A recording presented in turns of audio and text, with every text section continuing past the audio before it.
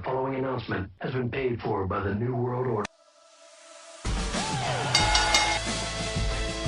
And now, broadcasting live from MainEventMadness.com and brought to you by Spreaker, it's Main Event Madness. Our wrestling, your sports, simply madness.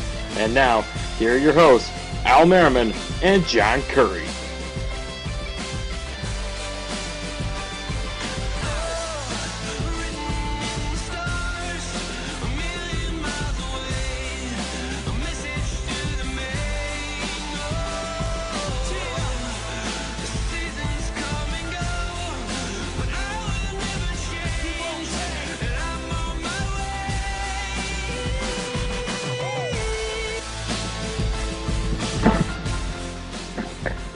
All right, guys, it is Main Event Madness. It is April 2nd, 2015. How are we all doing? A little bit of a weird time, a weird day, but that's okay. That's what we do here at Main Event Madness. We do it to the beat of our own drum here. Al is out again today, and in his place, and Al, get your ass back here soon, because it's not the same without you. Anyway, in his place today is our usual fill-in from Wrestling-News.net, Mr. Wayne Daly. How are you, sir? I'm good, and as I said on Monday's show, I haven't done this in a long while. You do it. That was a little S-A-W-F-T. Soft. I'm good, man, I'm good. Oh, my God. You know, and I'm coming off the heels. I'm still jet-lagged, but that's okay. We haven't done a few shows, so why not do 2 shows in a week? We didn't do them for a month, so let's double up in 1 week. What the hell? But you know what? I gotta start off by saying, first off, that week that I had out there was, and I could speak for Matt, and Matt told me the same thing, pretty much the best week of my entire life. And for those of you who have never been to a WrestleMania, and Wayne, I'm not trying to call you out or anything, you need to do it. If you're honestly a wrestling fan, and you know what, it may sound corny, cliche, and I really don't give a shit if it does. There's nothing like the atmosphere that you get at WrestleMania, and or not even at WrestleMania, but just around WrestleMania week and just the whole experience. And I mean, we met up with Joel O'Brien, who's the host, if you guys didn't know, of our partner show, affiliated show, Wrestling's Rope Break. Guys, check him out, wrestlingsropebreak.weebly.com and facebook.com/Wrestling's Rope Break. Yes, it was. And we met up with him on Friday. And, and we touched on a lot of this Monday, but I really don't give a shit. I'll fucking touch on it anyway. It's my show. We met up with him Friday, and there's this bar down there, and a cheap plug and cheap shout out to the Blue Chip Bar in San Jose, California. Awesome place. Loved the place. Wish I was closer because I would totally come back. It was just an all-around awesome experience at that place. Great food. Guys, if you're anywhere near the Bay Area, go check out the Blue Chip Bar at San Jose. Anyway, now that I got that out of the way. But, it was just awesome because that place, when we went there, was just chock full of wrestling fans.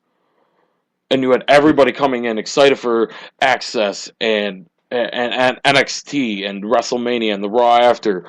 And I don't know, like I said, there isn't really much like that experience you get at WrestleMania weekend. So you started off your weekend, was that Access or was that NXT? Well, technically, we went to Access, although we didn't go to Access, we went to the Superstore. Where I mentioned it on the Monday show, where Joel dropped $600+ in the span of a minute and a half. That was ridiculous. Hey, you know what though? The briefcase, I could argue. Spending $200 on the briefcase, it was awesome. When he actually said that on Monday, I actually never realized you could actually buy the briefcase. Yeah, and it was funny because we tried denting it up because he wanted to dent it up like Seth Rollins was. But he realized very quickly that It would probably break if he tried smashing it. What they're doing is dropping it. Like if We tried dropping it, we tried hitting it, we tried smacking it, we tried punching it. if you were high up in your hotel room, you could have just dropped it down. Oh, it would have broke. I'm telling you, it would have broke. Fairly certain it would have broke. But no, and that NXT Championship, which I posted, and I'm going to post on the Main Event Madness Facebook page as well. I took a picture of the NXT Championship. That thing is gorgeous. Easily one of the best looking. That's awesome. I'll tell you about, or what I just saw that was awesome in a second. Easily one of the best looking championships, and that's coming from a guy who's got the WWE World Heavyweight Championship in the room literally right above him, which has an autograph from Hornswoggle, Dangerous Danny Davis, and good old JR Jim Ross, which was one of the biggest highlights of that weekend. Was talking to Jim for about 2, 3, 4 minutes, getting a picture with him, getting his autograph, and then Jim being cool enough to let me, Joel, and Matt all get a picture with him. That wasn't just one show, that was 2 shows you attended, weren't they? What's that? I said you attended the afternoon show and the evening show from Jim Ross, wasn't it? Evening for you, evening for the East Coast, or late afternoon for the East Coast. What the hell time was it? It was morning, because the meeting, if you count the meet and greet, it started at 11 o'clock. And if memory actually serves me, I think you were the first person that actually got out the news that Samoa Joe was on stage. I got it to you as quickly. It was awesome because they're just bullshitting for a minute, and the guy who's I can't remember his name. I'm sorry. Who's kind of like the MC for Jim. He's like, man, Jim, you look really hot up there. You look like you're sweating. And Jim's like, yeah, it's fucking hot up here. He's like, does anybody have a towel? We need to get you a towel. Does anybody have a towel for Jim? And then Samoa Joe's music hits, and he comes out through the curtain, and I could only imagine the reaction from the crowd. Because we knew Austin and some other guys and Shawn Michaels and other guys like that were there, or at least we thought were there. And I mean, Shawn had just done something with them on Thursday, so we're like, okay, maybe it'll be them. And then Samoa Joe comes out like, oh shit.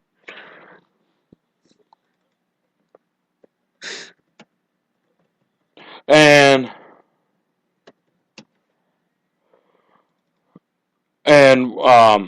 as soon as I saw that, I texted you right away. I'm like, you're gonna want to get this up because he was the first one up there, or he was JR's guest. And if JR didn't do a freaking sales pitch for Samoa Joe to go into WWE, unless it was an indirect, like subtle, oh, he's going to WWE kind of thing. I think you sent me a photo of, and then I think it was in 2-3 minutes. It was up on the site now, and within 20 minutes, it was nearly everywhere. What my picture was? Yeah, your picture, the news. Oh, everyone was talking about it.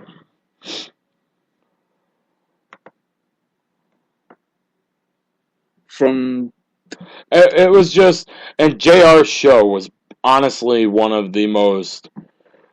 It was laid back, and I mean, it was hilarious. I mean, the amount of stories I told about Ric Flair's penis.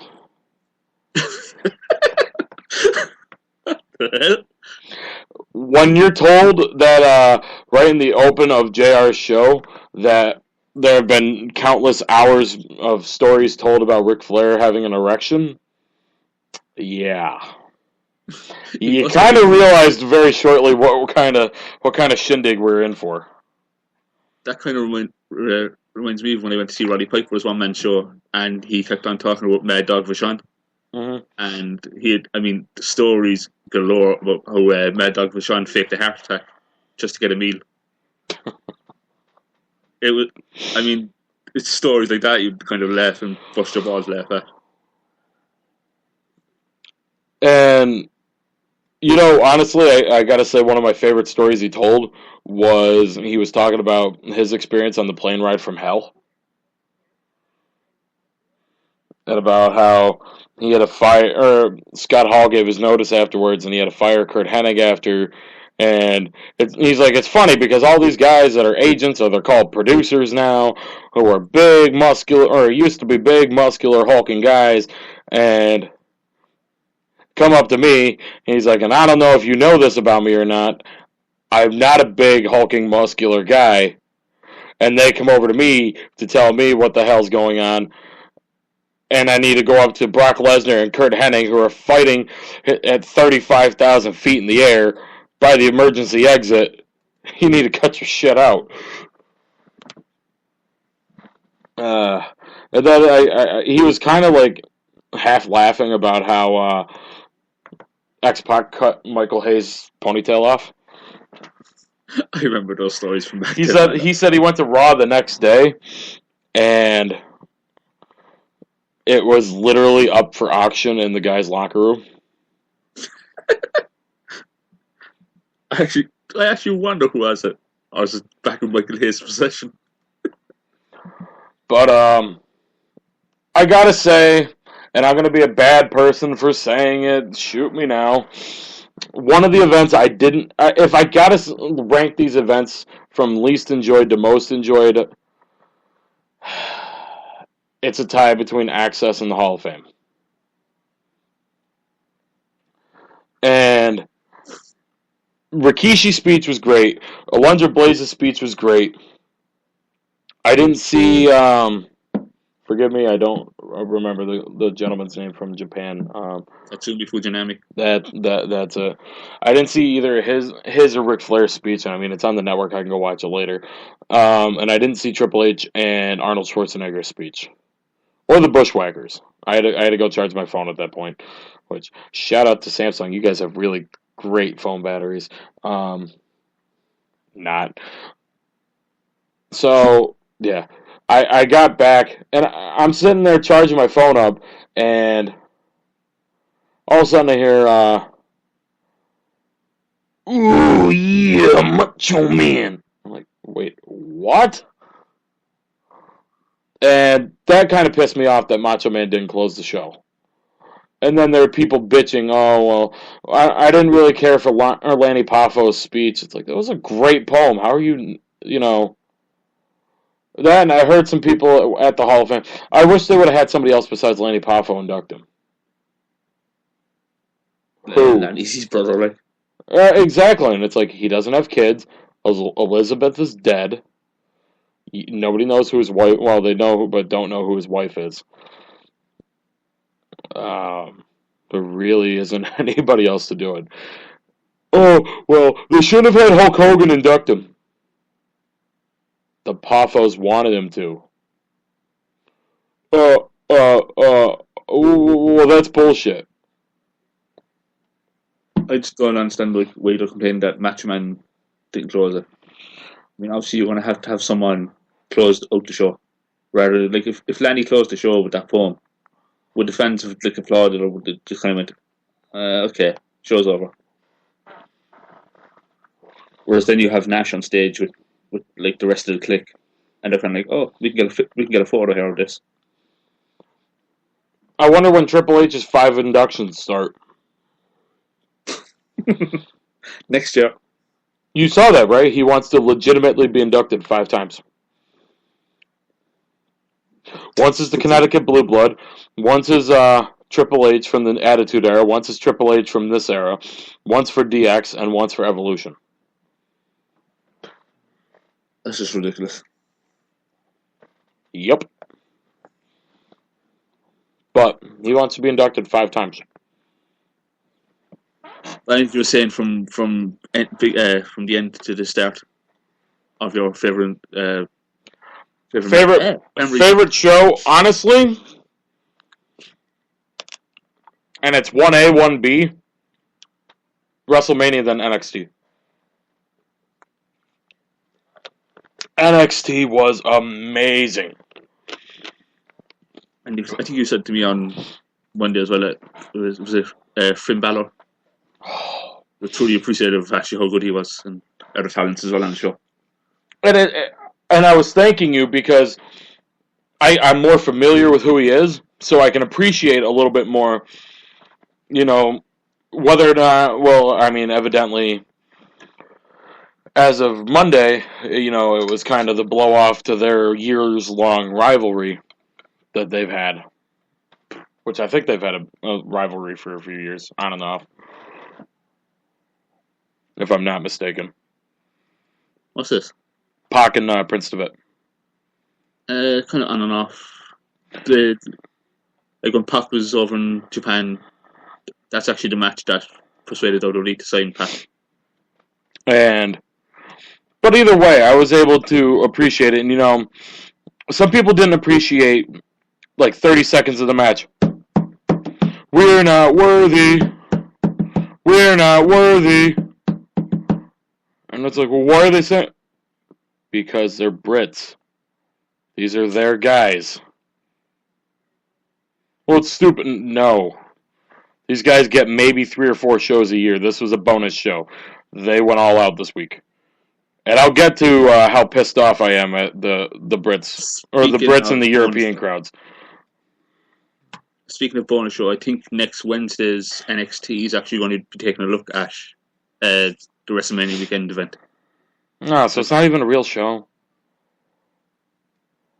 Oh, wait. They're going to air the Friday show? What's that? They're going to air the Friday show?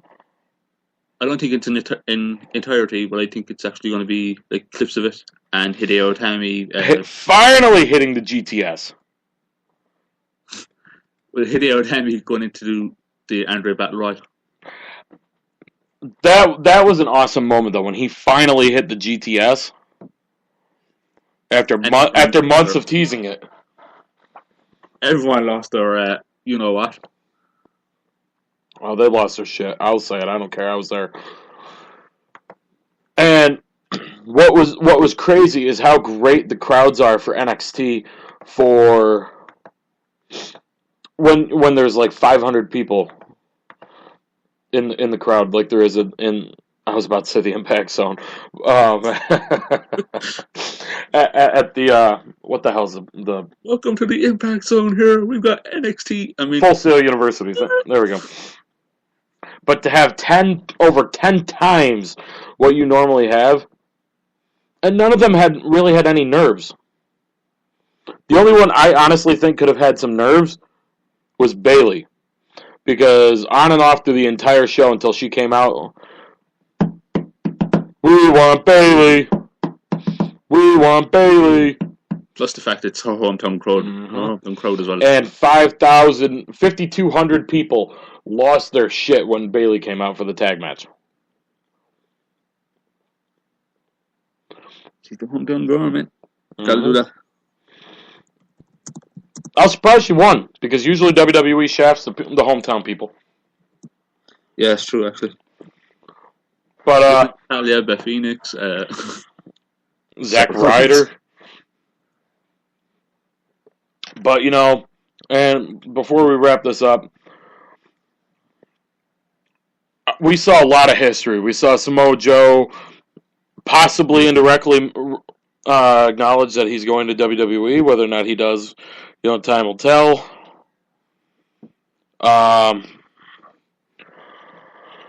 Saw the Hall of Fame. Saw Randy Savage get inducted. The Click back together again. And, of course, at Access, we saw C.J. Parker's last match. It actually surprised me when that was announced. I had a feeling it was coming. I mean, he wasn't doing anything. Well, I know he's been in developmental for 4 years, but at the same time, you'd be expecting something to go down with him. Not he's departed from the company, but you expect something to happen within the next year to 18 months. He was kind of seeming like NXT's Brooklyn Brawler at this point.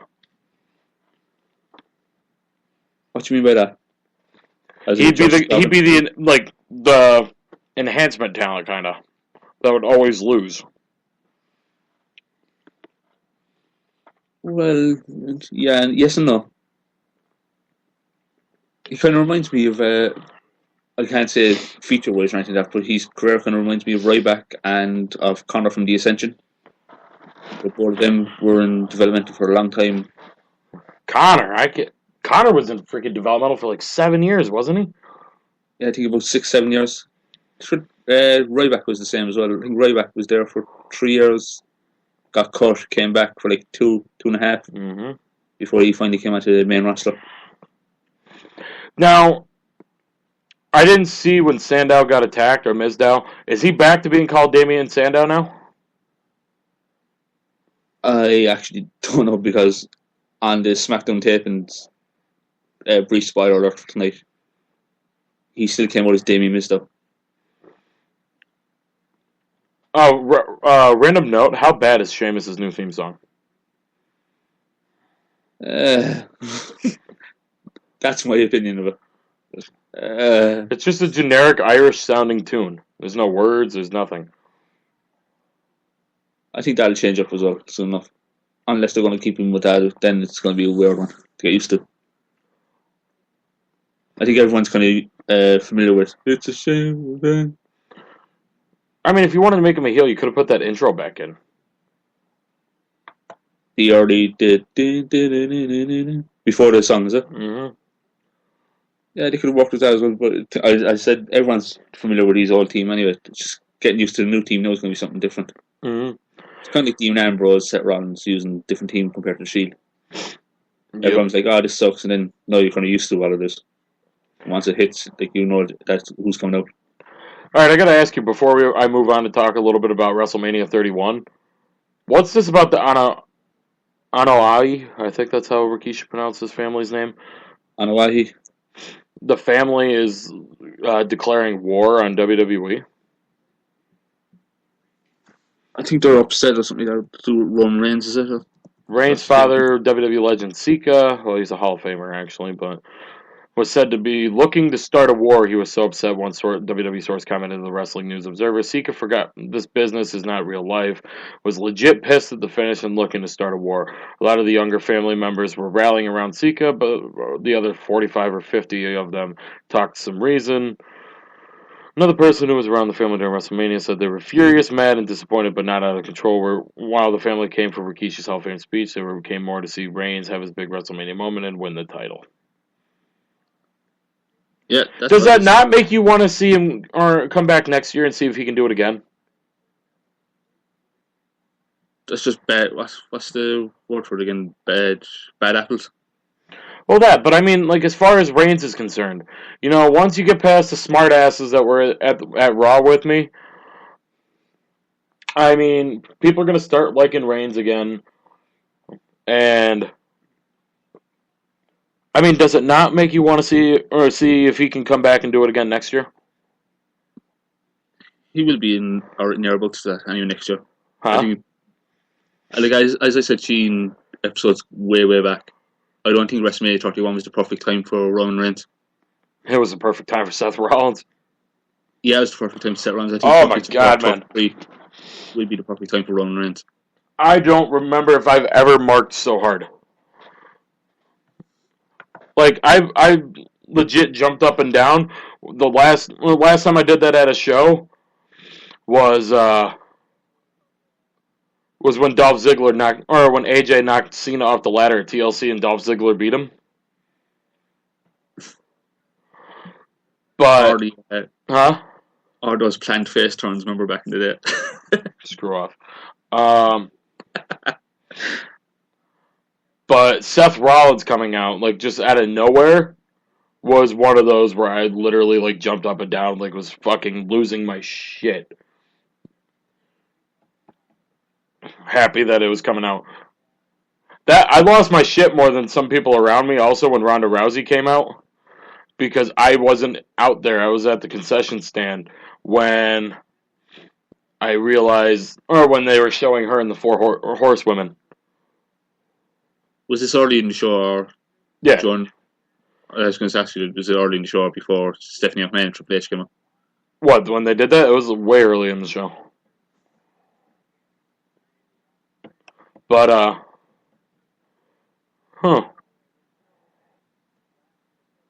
I got something I'm going to mention to you after we talk about this.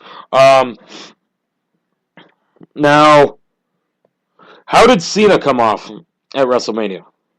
Did he get booed out of the building? He got a bit of kind of low boo, but not too much once the American kind of stuff kind of played. What about when he won? there was a bit of a boo, but more so like, yeah, you got a title change. Yeah, the kind of the good guys have to win, and the bad guy lost. It's kind of that reaction. Like, Because there wasn't were the top. actually quite a bit of cheers at WrestleMania. Quite a bit of cheers when Cena beat him. Wasn't over the top compared to like what was on Raw. No. I mean, I think Cena's graphic was on Raw. Like, That was crazy because I was at the concession stand again after charging my phone, getting ready. I was grabbing a soda, getting ready to head back in there. All of a sudden, I hear Cena's music come out, and all you hear is boo! It was worse. It was like 10 times Vicky Guerrero heat when his music hit. All it was boo! And I remember, like, a few people stopped and looked, and I just started laughing, like, holy shit. Speaking of Cena, and his shirt is horrible. Credits this report to Mike Johnson of PWInsider.com. He's retiring? No, there's actually talk of Cena getting a new US title. Yes. And artwork has actually already been commissioned. Whether that's going to be a new title, kind of what he had in his spinner title, or just a new version of the US title, that remains to be seen. I wish I could find it, and I wish I knew which Facebook page it was on, because I saw a glimpse at a new designed US title, and the thing was gorgeous. You've got to get me that. If I could find it, it was last week that I saw it. But yeah, I saw a couple weeks ago that they had ordered a new NXT Championship belt, a Divas Tag Team title, a new US Championship, and a new unknown named NXT Championship. Interesting. I actually haven't heard anything about the Divas title or Divas Tag title or the unnamed NXT title. I knew there was plans to redo up the NXT Championship itself, but as for the NXT, the unnamed one you said, yeah, it's kind of getting like a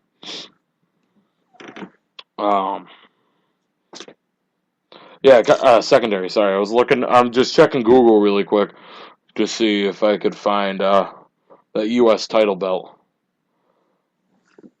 Which, man, if I could find it, that thing was gorgeous.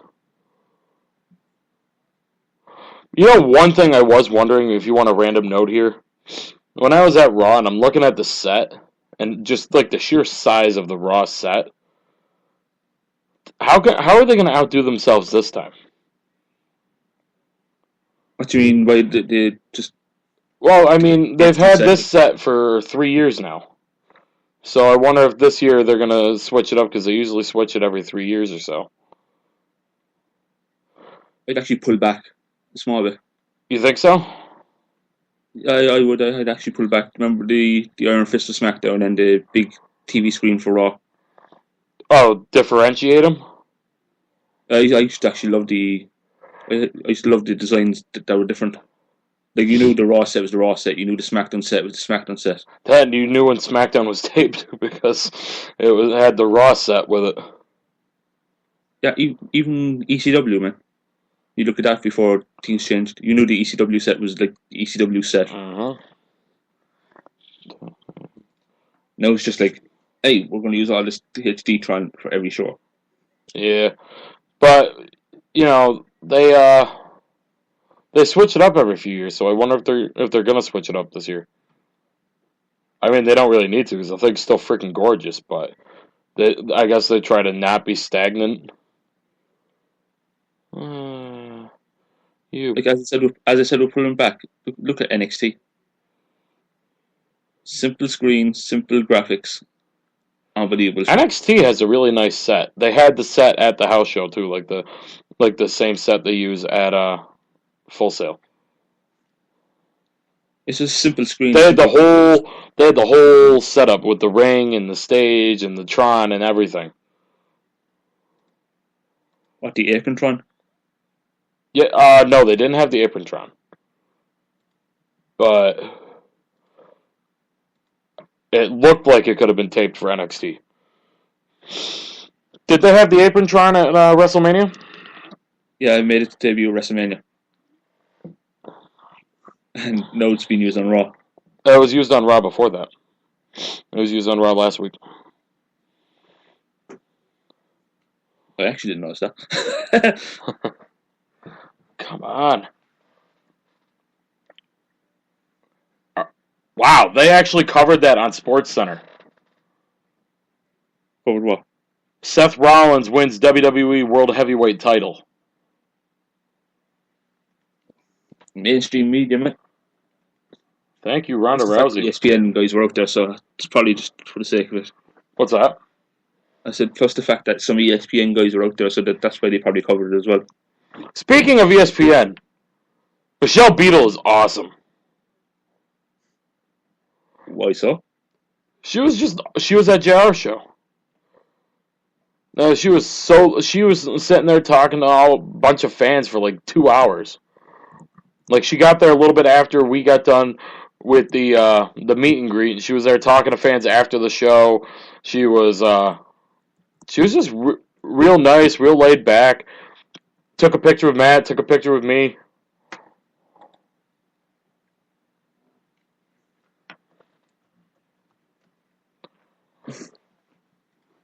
So that was another highlight. Do you want to get into WrestleMania 31, or do you want to just move right on to Raw? Like everyone and their monkey and their aunt and their uncles and dog, cats, chickens, whatever they have. They all know what happened. Yeah, we can. Well, I'm trying to think. Yeah, we can move on to Raw because we already touched on WrestleMania on Monday. You were live at Raw. I just want to ask you one thing before we move on. How the hell was that wave? Exhausting. And the moan isn't to Raw because the Raw show is great, and I'm going to watch it after we get off the air here. But, you know, these chants were funny when they first started. The You Suck Cena, at first, it was hilarious. Because the crowd was such anti-Cena. I don't know if you could tell that or not. But no, it didn't sound like it that much. Sarcasm. You know, looking back, some of these chants were funny, and the fact that they actually went on to run through everybody initially was funny. But looking back at it, it was quite tasteless.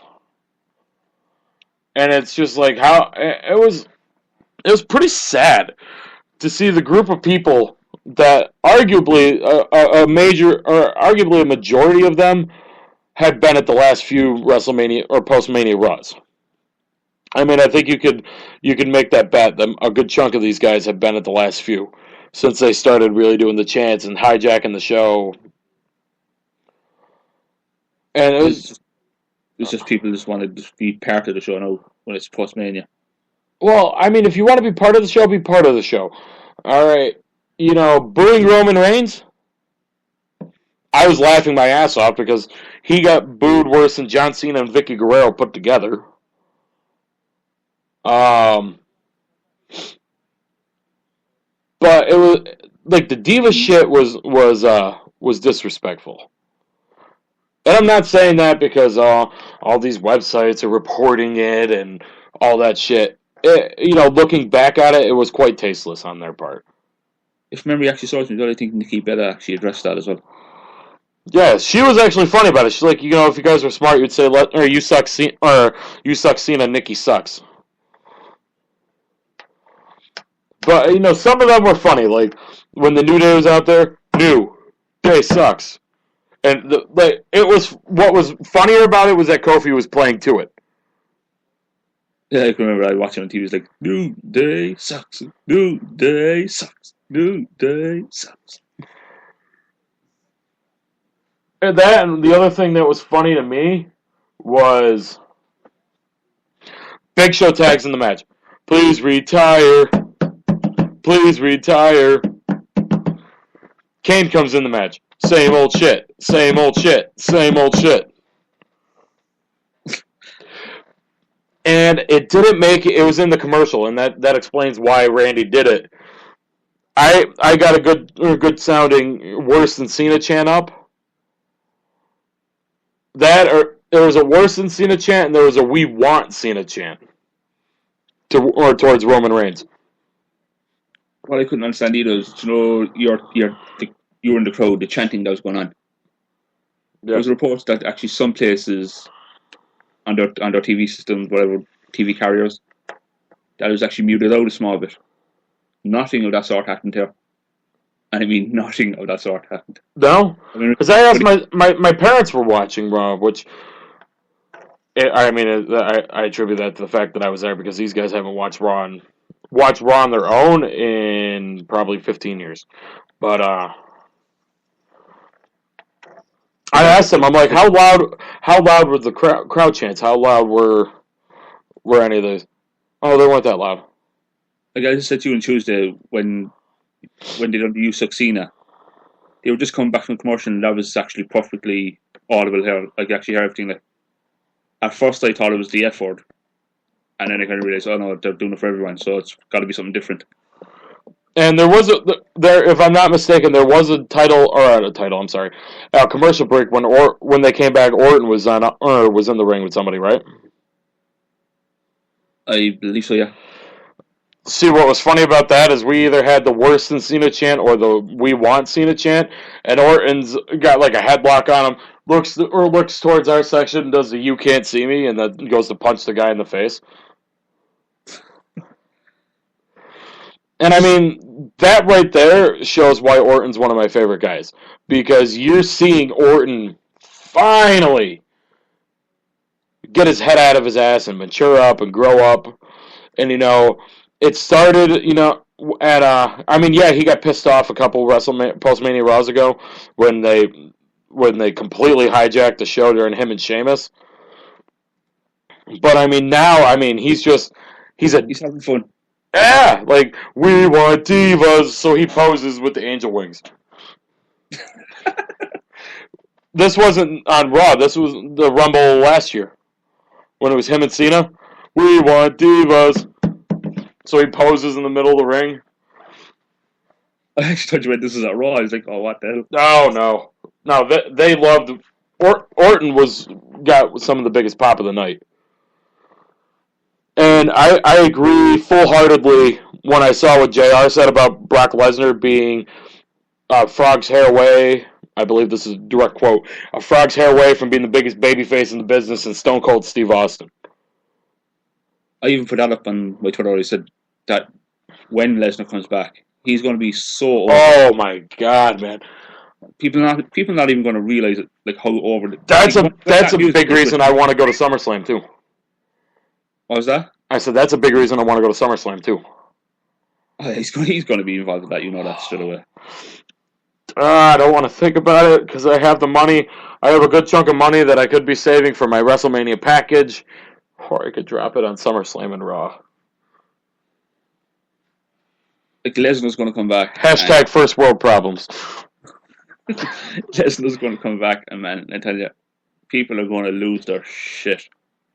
They cannot spoil it. I wouldn't spoil it. I'd actually leave it a surprise. Let these people, or let all of us be surprised. I don't even want to look at your website towards SummerSlam because I don't want to be spoiled. Like I'd even have Seth Rollins in the ring. Keep Lesnar a complete secret from everyone. Do it like they did with Cena at the Rumble back in 2008. Keep him in a fucking bus or a car and have him come out last minute. No, but just have Rollins be so dominant like Lesnar was, and he's holding up the title and saying, if anyone wants to come get me, blah blah blah, so and so, now's your opportunity because this title is now open. Or even that, either that, or he's just making a comment on how he's beaten all there is to beat in the last few months, and how he's the next big. You could even say, or if you want to try to be like a cheeky bastard, he's the next big thing, and then no sooner do you do that.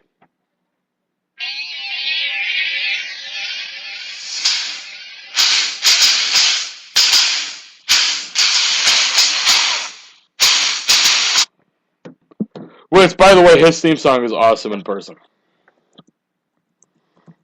And I don't know if you know, I don't know if you can understand how pissed off I was on Monday because of his entrances. Look at my Facebook page. Look at my Facebook page with his entrances. I had it perfectly timed the first time for the pyro. No, but as I was saying to you Monday, were they planning to actually use Lesnar at the opening of every hour? Because it was like 8 o'clock, use Lesnar. 9 o'clock, use Lesnar. And then it was like, not Lesnar's gone home. We can't use him at 10. Yep. But, I mean, I had it perfectly timed for his first intro. No pyro. So I got to try to do it the second time. And I missed it both times. But, let's see, what else came out from Raw? Oh, how about the debut of one Neville? How did that come across on TV? Because that got arguably the biggest pop of the night. Yeah, his debut came across very, very well liked. But does Vince McMahon have something with first names? I could deal with it, though. Especially because Adrian Neville, made a name for himself as Pac. A one-word name. So, I mean, to me, it kind of seems like a little bit of a throwback to that.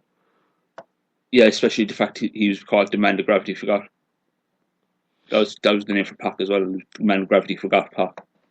And it was just the Man of Gravity Forgot Neville. But I was just saying, I think Vince McMahon has something to do with first names, man. Alexander Rusev becomes Rusev. Antonio Cesaro. I would have kept Rusev or Alexander Rusev. Because that was just such a bad... It was like a Hans Gruber-esque horribly bad name for a Russian guy. Like, Antonio Cesaro became Cesaro. Wesley Blake is now just Blake. Buddy Murphy... He is? Yeah, it was Wesley Blake and Buddy Murphy. Now it's just Blake and Murphy. Are they trying to cash in on what they were able to do with Batista? Possibly. I think some parts of it, like, you're scratching your head and you're kind of going, why? I mean, the only thing I could think of is they're easier to chant. Blake and Murphy sounds better than Wesley Blake and Buddy Murphy. And they're easier to chant. Instead of Wesley Blake, Blake and Murphy, Blake and Murphy. So, I mean, they're easier to chant. Neville, Neville.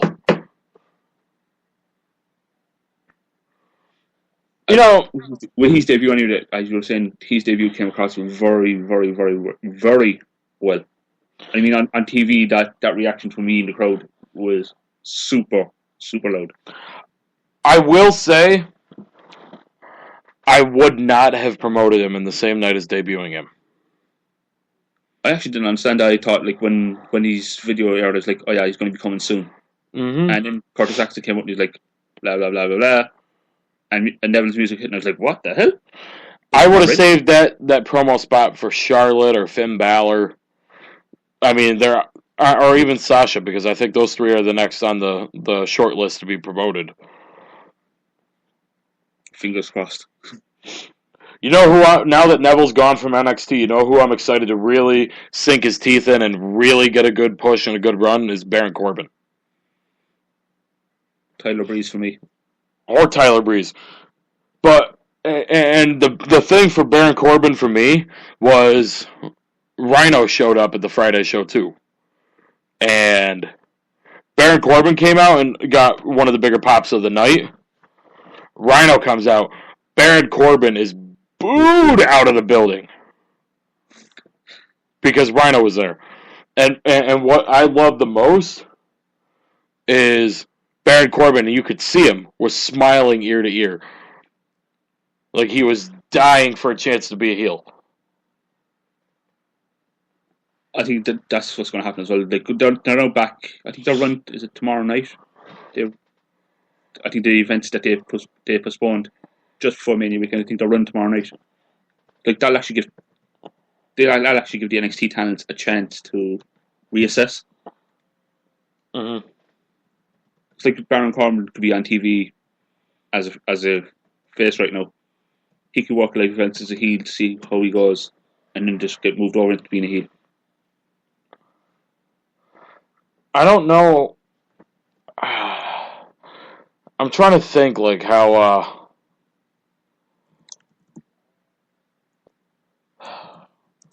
Trying to think how Baron Corbin is or as far as promos go, or whether or not they should put him with somebody. That was the plan with Raquel Diaz. I couldn't think of her name. I was going to say Vicky Guerrero's daughter, and then you just said the name. What a very interesting group of champions. I don't mean to cut you off. Go ahead. That was the plan with Raquel Diaz. What were you saying? I'm on WWE's website, and I'm just looking at like the group of champions. It's a very refreshing group of champions. Seth Rollins, World Heavyweight Champion, Daniel Bryan, Intercontinental Champion, John Cena, United States Champion, which I never thought those words would ever come out of my mouth again. The cheeky bastards putting John Cena and Nikki Bella right next to each other. I mean, they could have rearranged the frickin' belts. It's just refreshing to see someone actually hold the title and bring a bit of prestige back to the title anyway. Did you know they still have a brand split? Could they go with a brand split? No, on the website they still have one. On the website, yeah, that's really, really weird, I think. I think it's just for the talents who kind of mostly walk Raw and SmackDown. I mean, I think they could do a brand split. Not till like next year, as I said to you numerous times. I would give you that too, because after next year, I mean, if Finn Balor comes up and Sasha and Charlotte come up and maybe Kevin Owens and Sami Zayn come up, with Neville up already and the Lucha Dragons up now, plus all the guys that are up there, that is a very solid roster. And who knows, like Samoa Joe could be there on the main roster that fast. And whoever else Samoa Joe too, yeah. Fast. And we never know who's going to be the return this year. Because every year there seems to be some kind of return, whether or not Rob Van Dam comes back again or whoever it might be. Actually, speaking of returns, isn't Tamina coming back? You on the spot. I'm actually going to put you under a spot right now. All right. If you were to call one person that would return to the company this year, who would you want? Just one person. If you were a physical man at Triple H, you had a phone in your hands, you could phone one person and say, hey, do you want to come back for a year and work WrestleMania? Are you talking between now and WrestleMania 32? Yep. Come back and work. Back and work the events, work Raw, and work WrestleMania 32. Who would you call? Jeff Hardy. I was going to say something that's not contracted. Yeah, you can just take one. If not that, that's a tough one. It is a tough one to think of it because people that you want are contracted to other companies or just kind of retired or not doing anything. For me, and I know it's going to be kind of controversial, but if he's not doing anything movie-wise, I'd actually call Batista. He's still contracted. Yeah, he's still contracted, but his contract is kind of like nah right now because he's doing Spectre and he's doing Guardians of the Galaxy 2, so he doesn't have much time to do wrestling. I'm gonna give you a bold prediction. Somebody we could see back by WrestleMania 32.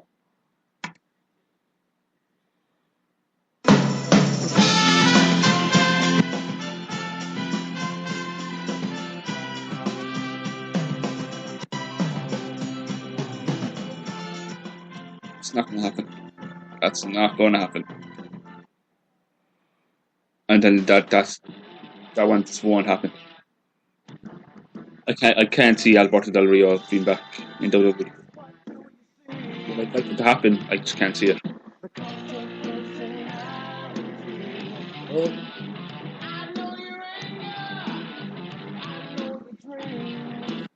Let me say this live on air right now. If CM Punk comes back between now and WrestleMania 32, I will eat the spiciest thing anyone puts in front of my plate. Let me ask you: could we see not the return of a superstar, but the return of this?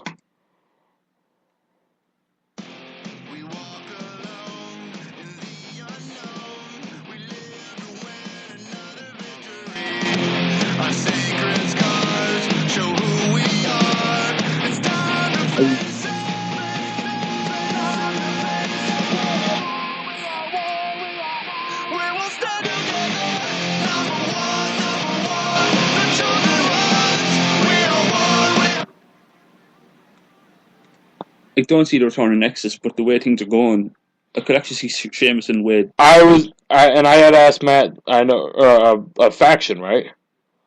Yeah, I could see something to do with Sheamus and Bad News Barrett, or whatever he's going to be called, Wade Barrett again. Are they bringing him back to being Wade Barrett? But he did say in an interview that the Bad News is off the tables for the time being.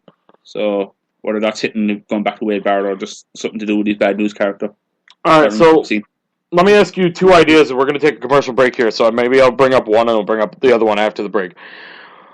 So we never got a clear winner at WrestleMania 31 between Brock Lesnar and Roman Reigns. Yeah. Brock Lesnar has a 3-year contract. So what would you say WrestleMania 30... I mean, I'd imagine that he'll be... that Brock will re-sign and stick around for 35. But... So if Brock is to work 32, 33, and 34, is that? Well, he's contracted for 32, 33, and 34. But WrestleMania 34, they do it one more time. Roman Reigns, Brock Lesnar, not even for the WWE Championship if you don't want to, but Roman Reigns versus Brock Lesnar, one-on-one, WrestleMania 34, to finally get a winner. It depends where both men are in their careers at that stage in time. I mean, we don't know where Reigns is going to be positioned in the card come WrestleMania 34. And we don't even know if Reigns is going to be in the company come WrestleMania 34. We don't know. Anything can happen. Alright, so I got time to mention this. So, say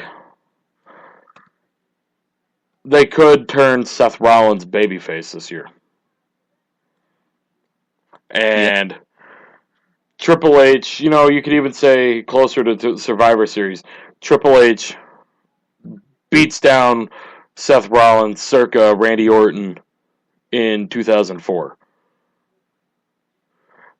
Triple H and the Authority beating up Seth Rollins, and out come Dean Ambrose, out comes Roman Reigns, and they start beating the hell out of the Authority, kind of the way DX reunited in 06. Could we see the reuniting?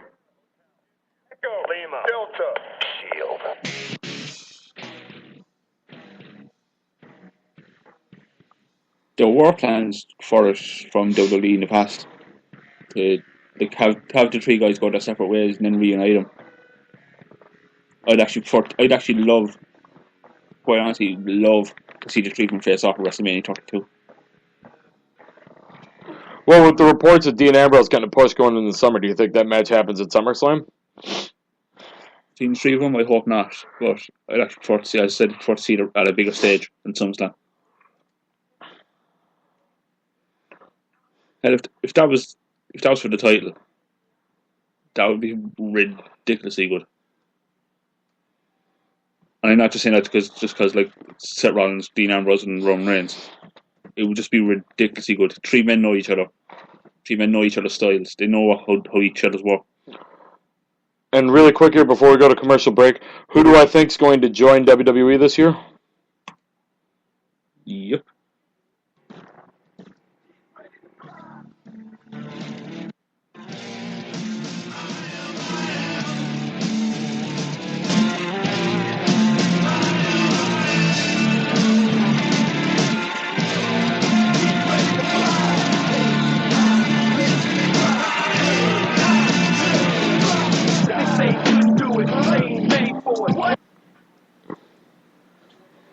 That's a tough one. Personally, I can't see it, but if WWE want them and they make a good offer, then yes. If Samoa Joe is there, do we see AJ Styles? As I said, it just depends on the money offer and if the company want them. I mean, the reports are that Vince McMahon and Kevin Dunn kind of overlooked Samoa Joe, and Triple H is going to bat to sign him. Fuck Kevin Dunn. So, I mean, if Samoa Joe impresses and gets called up to the main roster so very fast, then we could see the other opportunities for the wrestlers. Does Samoa Joe bypass NXT? That's a tough one. I mean, by right, he kind of should. But at the same time, Triple H is the one going to bat for him, so he's got to work NXT if that's the case. Fair point. All right, guys, we're going to take a commercial break here. When we get back, we got a lot more to talk about. The Undertaker and whether or not he will be appearing at WrestleMania 32. We got the latest on Ronda Rousey. We got the latest on who we think could be the next call-up from NXT. Also, let's see, what else we got coming up? Total Divas renewed for season 4. Although there is a very, very good thing about season 4, and I'll talk about that when we get back. And a little bit more about my WrestleMania week, I guess you could say, journey through California. And whatever the hell else we feel like talking about. Also, I don't know if you're familiar with the network or not. There's a network out here in New York called the Yes Network. It's for the New York Yankees. Yeah. They have the top 9 WWE Hall of Fame snubs. Who are they? I'll tell you when we get back.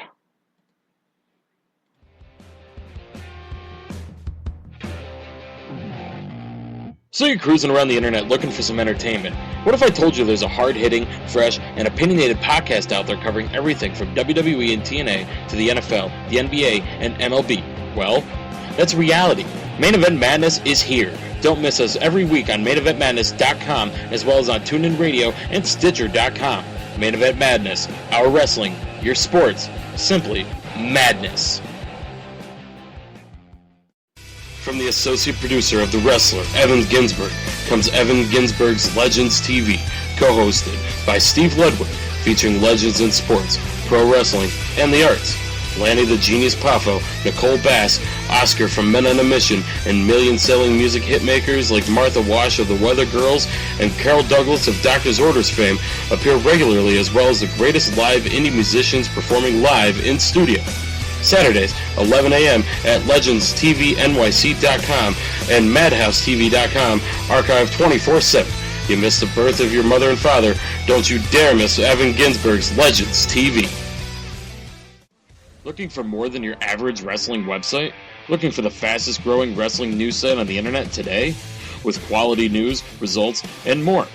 Wrestling News Report has everything you'd want in a wrestling website. Al Merriman has you covered with the latest and biggest stories of the day from all around the world of pro wrestling. Check them out today, WrestlingNewsReport.com. Hey you. Yeah, you. Looking for quality wrestling news with an international flair? Looking for results and news from around the world? Look no further than Wrestling-News.net. Wayne Daly and his crew have you covered from top to bottom, from WWE to TNA to the top independent companies from around the world.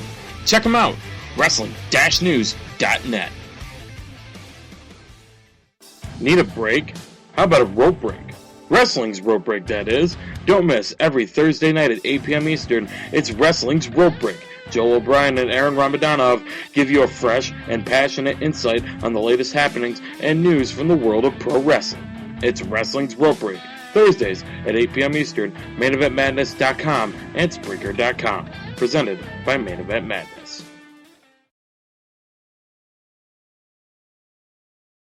Joe's in the front row here. Joe? Excuse my voice because I was at NXT last night and completely lost it. So, when it comes to competitors, Joe, that you haven't faced yet, be it WWE, be it still in the Indies, where do you see when you want to get your next match? There's a few people, and some of them have already been mentioned here tonight. Running the Inoki Dojo in Los Angeles, had the extreme pleasure of hosting Shinsuke Nakamura when he first came to the United States on an excursion. Phenomenal athlete, phenomenal entertainer, phenomenal wrestler, and I'd love to have a knockdown dragon with him any day of the week. And the other one, of course, is Brock Lesnar. And I'm sure Daniel Cormier said he can very much vouch for this. All amateur wrestlers, they are, when it comes to competition, they're always well-mannered, very good, gentlemanly people. When it comes to competition, they're absolutely insane, and nobody can be better than them. And having my experience with Kurt Angle and learning that a long time ago, there's nobody going to push on you harder. There's nobody going to drive you more than a guy like Brock Lesnar, and that's the kind of match that I love being in.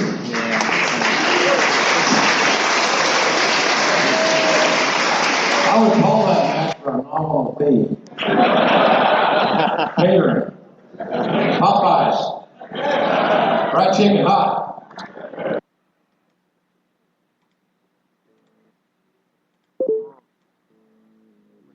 WrestleMania 31. Brock Lesnar. Suplex City, Suplex City, bitch. Suplex City, Suplex City, bitch.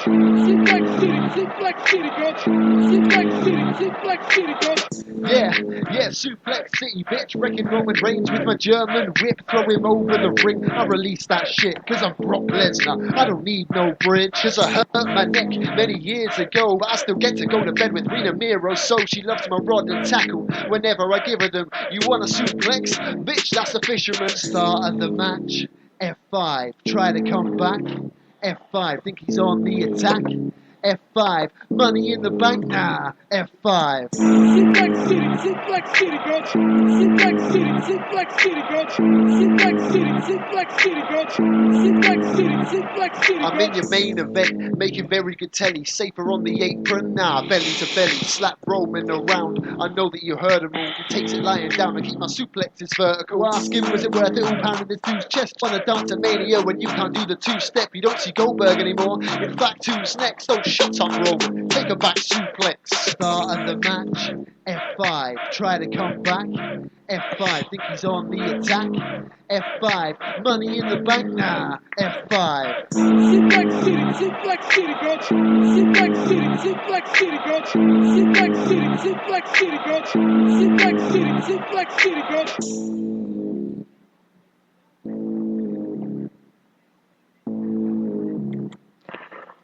Wayne, have you been introduced to Suplex City, bitch? That was freaking awesome. Actually, I didn't even hear him say it, but I was wondering why they started chanting it. What was that? I said I didn't even hear him say it at Mania. I was just out of nowhere. I thought people were just being smartasses. Suplex City, Suplex City. I think like those who probably came back from WrestleMania probably watched a bit of it on the network. And I tried to, and we had a really good hotel for what we paid for it. But at the same time, God, the internet sucked. God, it sucked. I think like a few of them, or like a few hundred, few thousand of them, probably got the opportunity to kind of like check out WrestleMania on the network for the low price of $9.99. Now, why you got to do that to me? You mean low price of only $9.99. I think those that watch it kind of realized what Lesnar said and decided to run with it. Alright, so I promised it when we went to the commercial. Here are the top 9 WWE Hall of Fame snubs, at least in the opinion of the Yes Network. And he said, editors note those still wrestling or appearing regularly, whether in WWE or elsewhere, are omitted from the list for obvious reasons. Number 9. The Brooklyn Brawler. That's actually a bit like Steve Lombardi does actually deserve a Hall of Fame induction. No matter Yes, what people especially think. if Coco Beware's in the Hall of Fame.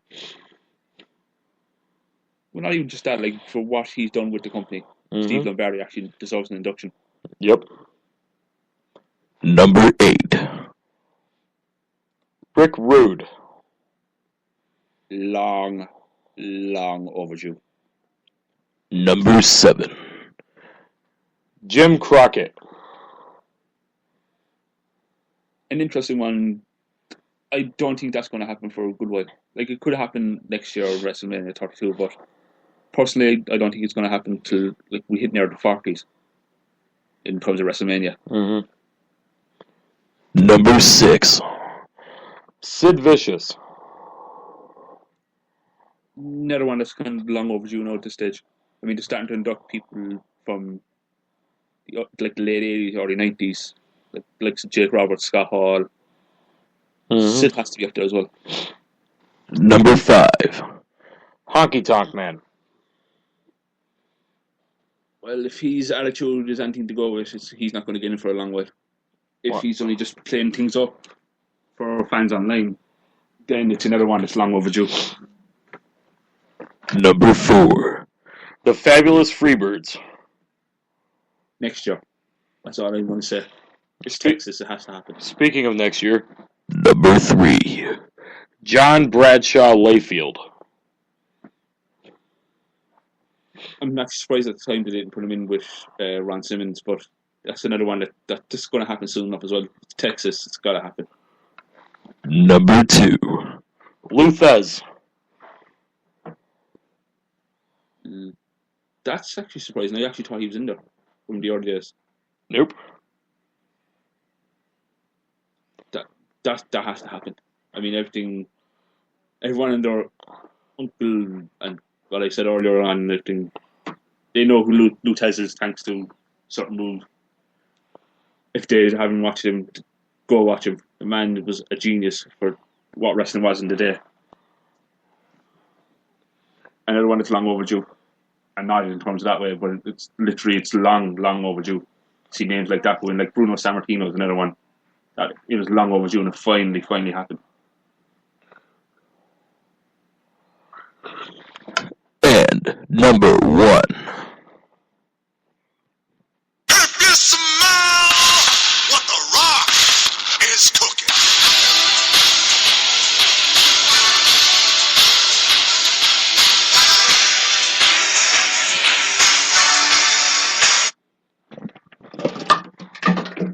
Whoops. We know that's going to happen anyway. By far, definitely that's going to happen sometime down the line. We don't know when, but it will happen. Just like Stone Cold's gone in, just like Edge has gone in. There's like people around his time and his era. I really don't think Edge should have went in when he did.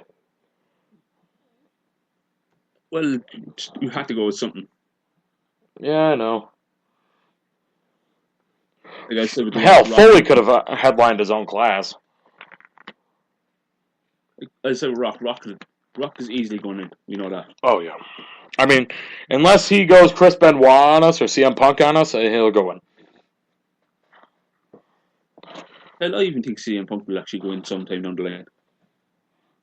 Longest reigning WWE champion of the modern era.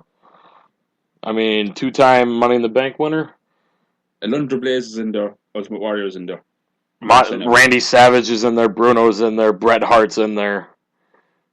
Just never say never. I it's a mean, cliche in terms of wrestling talk, but never say never. Like as I said before the commercial break, if CM Punk comes back between now and WrestleMania 32, I like the spiciest thing somebody puts in plate in front of me. I just can't see it happening that fast. But hell, if CM Punk loses in his UFC fight and he wants to come back to wrestling, if the door's open,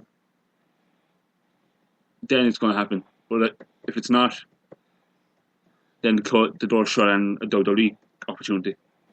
He's got to look elsewhere. If he wants to get back into wrestling, that is.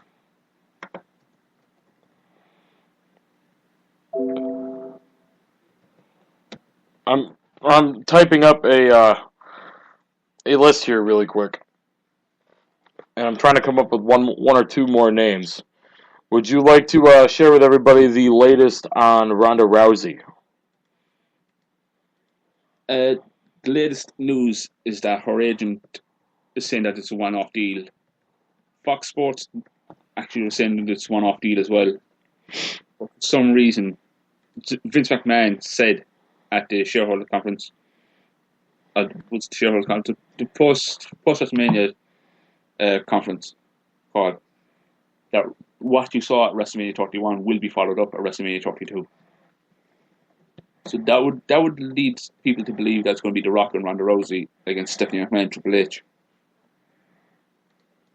I mean, right now doesn't look likely, but I mean, who's stopping WWE from saying, can we get Ronda at WrestleMania 32? Come around November or December time, they're going to take it up in negotiations.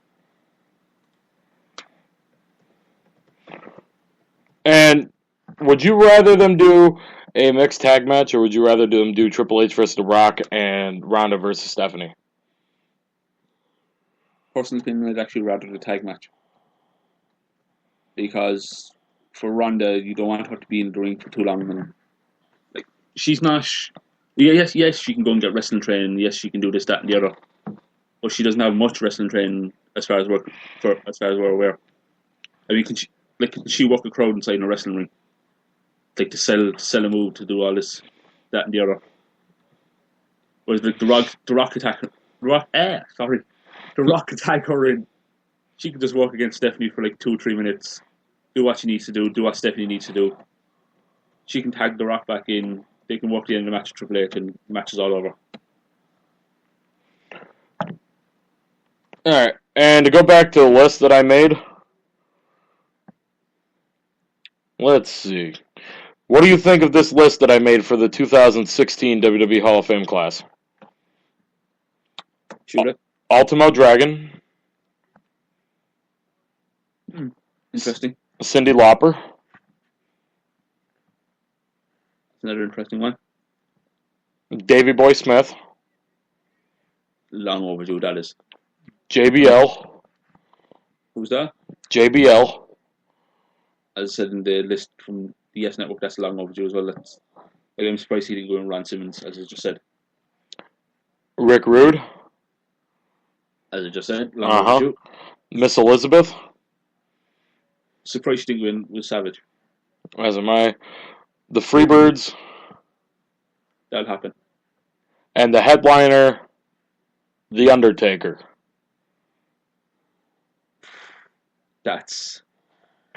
Oh man, that's putting me on the spot in a sense. I think it's going to be Sting or The Undertaker that's going to be the headliner next year. I hope they don't go the horrible route and put them both in the same year. They're not going to. They need a few headline acts for the next couple of years, so they're not going to do that. I mean, 35 will probably be The Rock. I would hold off on Rock until 35. If you were to give me a headline act, a posthumous act, and a celebrity for next year, I probably would agree with you with Sting or The Undertaker as the headliner. And Cyndi Lauper could be the celebrity. The celebrity actually wouldn't pick Cyndi Lauper. Who would you pick? And this actually might surprise a lot of people. I'd actually go with Jon Stewart. I'd pick Maria Menounos before that. I know it's once off that he appeared in Raw. That dude literally made Raw so enjoyable that night. Yeah. Someone's going to go in anyway, as far as we know. It's going to be probably one of Triple H's buddies again. They're all in. Oh, the Outlaws. The posthumous induction, I could see the Outlaws going in, but just switching on to the posthumous induction, I think it's going to be Rick Rude. Personal opinion, I think it's going to be Rick Rude. I think I'm going to save this too, because I want this next year when they start announcing the inductees. Like, I actually wouldn't mind a bit of a WCW cast next year, because if you have Sting going, you could actually have Rick Rude as well going. And DDP. Yeah, that's another person you could actually have going as well. DDP. Bang! Here's one for you. For what he's done with Scott Hall and Jake Roberts. Here's one for you. Oh, what about Vader? That's actually who I was going to say next. And he was at the Hall of Fame as well, so looks like he's back in speaking terms or on good terms with the WWE. Will Shelton Benjamin and or the world's greatest tag team ever get inducted? Possibly not. If you had to pick. The way I take it, anyone can be inducted. But it's whether WWE want them to be inducted. Like, we could sit down here and we could say, like, Jumpin' Joe Dupetti or something like that. For some weird name or other. Somewhere there's a wrestler. Like, we could say some random wrestler can go in. But do WWE want them to go in? We could say some random Japanese wrestler from back in the day, some Japanese legend. It's do WWE want him to go in? What about Tajiri or Funaki? Those two I could see in down the line. Tajiri, probably... I actually could see Tajiri within the next 2 to 3 years. Could you see Hideo Itami, his old name Kenta, inducted? Not this fast, but... Oh, they don't know who Kenta is. That's like saying, do they want to induct Kevin Steen? Or do they want to induct Fergal Devitt? AJ Styles, Samoa Joe, Christopher Daniels. The 3 guys who have never been in WWE, or at least notably in WWE. Of the 3 of them, who gets inducted into the WWE Hall of Fame? Who's the first to get inducted? Or who gets inducted? Who gets inducted? The way things are going, if he walks out a career for himself, it's going to be Samoa Joe. If not? If not, I can't see either or. You couldn't see AJ Styles then? Given how many guys are in WWE's Hall of Fame that never have been in WWE? Yeah, I know, but like people knew who like the likes of Abdullah Butcher were. People know who Tatsumi Fujinami were. I had no idea who he was. Yes, we know who AJ Styles is, but I mean, if you ask the casual WWE fan that just watches WWE products, if they said, like, do you know who AJ Styles is, they're going to be like, who? And they're probably going to fire back and say, do you mean AJ Lee? It's true though, like, if you ask casual, like, if you ask a non-casual, like, we're casual WWE fans, we watch Raw, we watch SmackDown, we watch NXT, we watch pay-per-views, but I mean, if you ask someone that just watches WWE itself, and doesn't watch TNA, doesn't watch Ring of Honor, doesn't watch New Japan, doesn't watch anything else like that, you ask them, like, who's AJ Styles, they're probably going to go, I don't know. I know who AJ Lee is, though. Exactly. Like, if you ask them who Samoa Joe is, they're probably going to go, I don't know. They're probably, if you ask them who this, that, and the other is, that they don't have any idea of, they're going to say, I don't know. But because the fact, like, they've seen the video of Tatsumi Fujinami, so now they're going to know, okay, he was good in Japan. I want to see who he is. I want to see, like, is there clips of him on YouTube? Is there something on the network? It'll be interesting. But let's move on here. We got about 7 minutes or so before we get ready to wrap this up. And I think there's one big thing we haven't touched on. And that is The Undertaker. Will we see... The Undertaker. Huh. You said it before the break, just... Total, like, I'm going to say it's short. Total Divas was renewed for a 4th season on the E! Network. No, Cameron. No, Cameron. Well, that's not confirmed yet. Yes. The press release said that the Bella Twins, Natalia, Naomi, Paige, Alicia Fox, and I think the final person was Eva Marie. Yes, she's still in.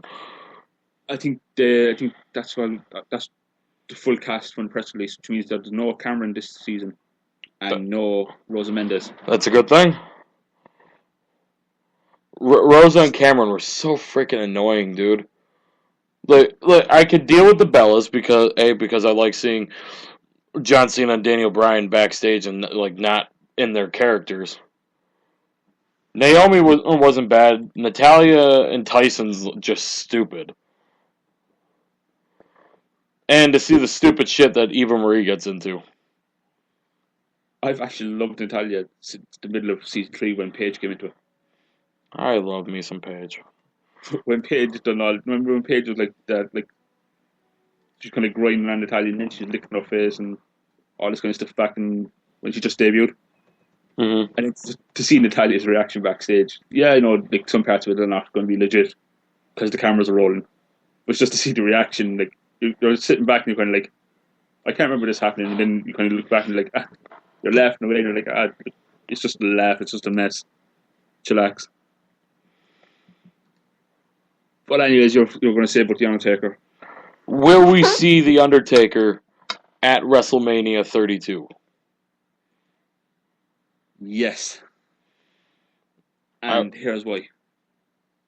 Why? After his match with Bray Wyatt at WrestleMania 31, the Undertaker told officials that he's good to go for 32. He looked fantastic. He looked like Undertaker from like 2006, 2007.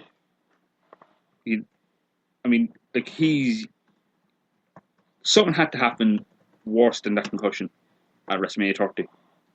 I mean, he was out of it, but he had to be literally wide out of it from that concussion. I mean, especially when there was an ambulance needed from backstage as well, and to see how he went from like looking like that and looking like I don't want to say this badly, but he looked in bad health during that match. He looked like shit last year. Let's not sugarcoat it. Like he looked in bad health during that match. Yes, he only coming off surgery that time last year. Like at the same time, he looked terrible last year compared to this year. This year honestly looked like a time warp back to like 2008, 2009. Like I saw Michelle McCool's pics of the Undertaker training, walking out for his match, but like none of those photos actually showed the Undertaker what he looked like feature-wise from the front. All you saw was the hair. So it's like, is the hair going to be long by the time he gets to Mania? Is the hair going to be short? And that was as close as I said on Monday. I'm happy.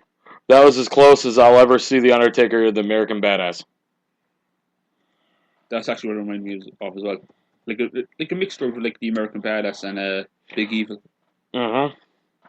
But I mean, he came out with the attire of the Big Evil, the hair of Big Evil, but the whole getup of the Undertaker, or of the Dead Man. So I'm okay with it. I think if he had a bike on Sunday, I would have lost my shit, man. I think you and like, was it 76,000 plus? If we're sitting there waiting for the Undertaker, because it kind of seemed like he was teasing it, because you know they were just letting the bong, like the dung. I actually saw there's a reaction video as well on YouTube, and it shows like from the crowd's perspective, where this girl actually has the camera focused on the Undertaker's entrance, and like you can see the cameraman getting ready, but there's also something being ready on the stage as well. And what I only realised then was that was actually the smoke machine. But and I thought it was going to be something for like an elaborate entrance, and he's going to come up with a bike. I was hoping.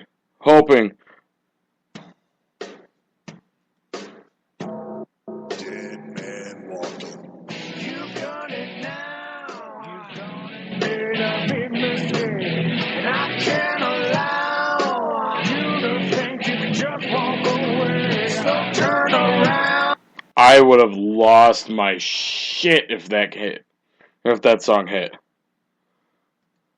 I'm actually glad it didn't choose to go down the road as well with the like. I'm a big Johnny Cash fan, but I'm actually glad it didn't choose to go down the road of using The Man Comes Around. I think fans would actually boo it on Sunday if they played it. What, The Man That Comes Around?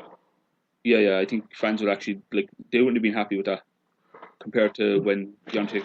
Honestly, if he came out as Big Evil, that would have been the only way people would have marked out more.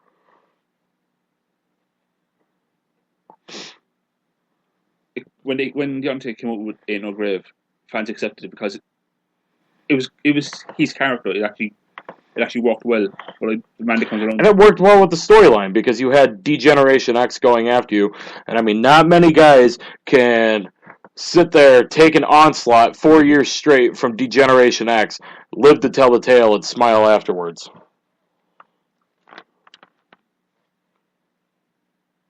Yeah.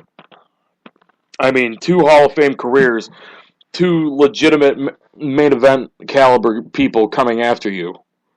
2 legends coming after you, and ain't no grave gonna hold me down. But, alright, so all in all, Mr. Daly, I think we had a good show. Just one thing before I go, and you'd actually love this news. What's up? There's a Christmas movie for 2015 coming out. It stars Mike the Miz Mizanin and your favorite Eva. I have a few of them, but go ahead.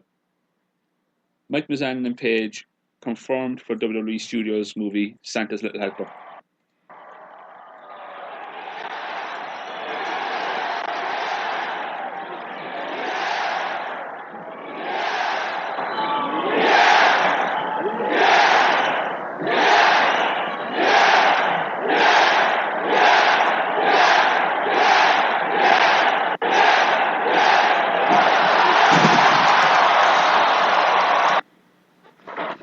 Yep. What the hell, man? I went over the yes one that much. That was the first yes chant I could find. But thank you, people, for joining us. We had some of our best live numbers that we've had in quite some time. Greatly appreciate it. We hope to be coming back on a hopefully on a regular basis. Stick to facebook.com/maineventmadness and we'll be able to tell you when we're going to be back again. Like I said, Mr. Daly, thank you for joining us, or for coming on with me, helping me pilot the ship that is Main Event Madness. I'm calling you out, and I know he's going to listen to the show at some point. I'm calling you out, Alfonso Merriman. It's time to come back. If you don't come back next week, then I guess you're just going to be SAWFT. So, how you doing? That was awesome. Just being a part of their entrance was awesome. But, guys, hit me up on Twitter at JohnMEM Radio. Hit Wayne up at WN_net. Hit Al up at AlMeMadness. And, of course, the analyst that is Matt Brees with Main Event Madness at MShiz90, MSHIZZ90. And, of course, Wrestling's Rope Break at Wrestling R Break and at Aaron ERON_PWP. And check them out, wrestlingsropebreak.weebly.com, facebook.com/wrestlingsropebreak, or spreaker.com/show/wrestlingsropebreak. And on that note, of course, wrestling news, as the commercial said, wrestling-news.net, wrestlingnewsreport.com. Yeah, I think that's it. Anything else we should touch on, sir? Well, we started off this show with me saying, how you doing? We're going to close it out with me saying, see you later. Thank you so much for joining us. Miss a part or all of today's show? No problem. Head over to maineventmadness.com where you'll find today's show as well as every show in our history. So once again, for all of us here at Main Event Madness, I'm John Curry. Have a great rest of your day, and we'll see you back here next time. Have a good one, everybody. So long.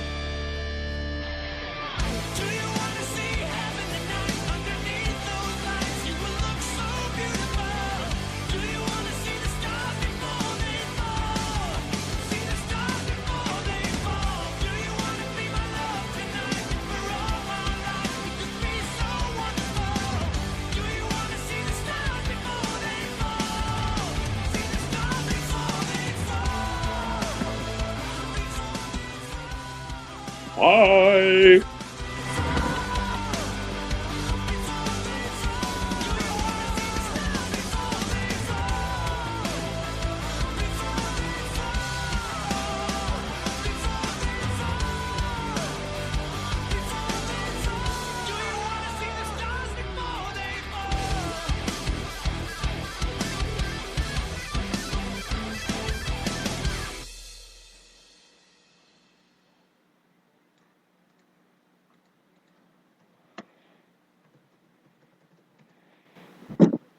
Hey, listen up. Are you still here? Well, you shouldn't be. Do you want to know why? The show's over. Turn it off. Go home. If you are home, put on TV. Put on a games console. Do something. The show is over. We're switching off. Good night. Good luck. Goodbye.